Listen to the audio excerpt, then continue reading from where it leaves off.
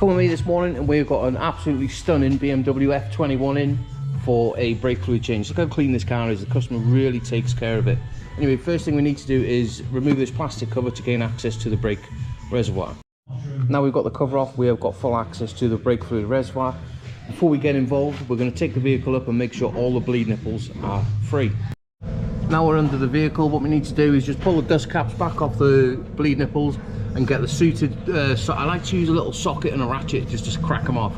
In this case it's 11mm, and we're going to work our way around. And the front, because we've got 4 pots, we've got a bleed nipple on the inner side of the caliper and also an outside of the caliper. Now let's move around back to the master cylinder. Now what we need to do is a little filter in here. You get a little 90-degree pick and that filter will just pick out. Now that we've got that filter out, we're going to be using the Launch Pro Brake 1, and this has got a suction function on. Switch it on, and we're going to get all brake fluid out now. Just going to pop that in there, and that'll suck out all that dirty fluid. Beautiful. Now let's move around to putting the filling cap on. Make sure it's nice and tight, and it's, you know, you don't want that leaking because there'll be brake fluid anyway. So make sure it's fitted correctly. Now let's connect the filling pipe, which is on a quick release. Perfect. And what we're going to do, we're just going to pressurize the system before we take the vehicle up and make sure that nothing's leaking up there. What we need to do, switch it on, adjust your pressure a little bit, keep your finger on start for about 5 seconds and you hear like a little click. There we go. And you want to run it safely at about 2 bars of pressure. As you can see, now we're at 2 bars of pressure. We've had this on the in now for, well, a good couple of minutes just to make sure that nothing's leaking. Now we can switch the machine off and send it back up in the air. Now we've got the machine powered back up, jump round to the furthest away from the master cylinder, get your brake fluid catch can, and you want about 200 mils out of each caliper. So what we've got to do now is just literally open that, push that nipple, and that brake fluid will start pouring out. Beautiful.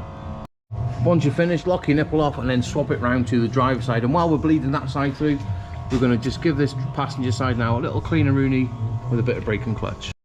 Now we've finished with the back, we can move around to the front, and on these Brembo 4 pots, bleed the inside first, and then we can move our way around to the outside. Now we've moved around to the outside, and we're going to repeat this procedure on the driver's side as well. Once we've finished bleeding the vehicle, I don't know, whatever.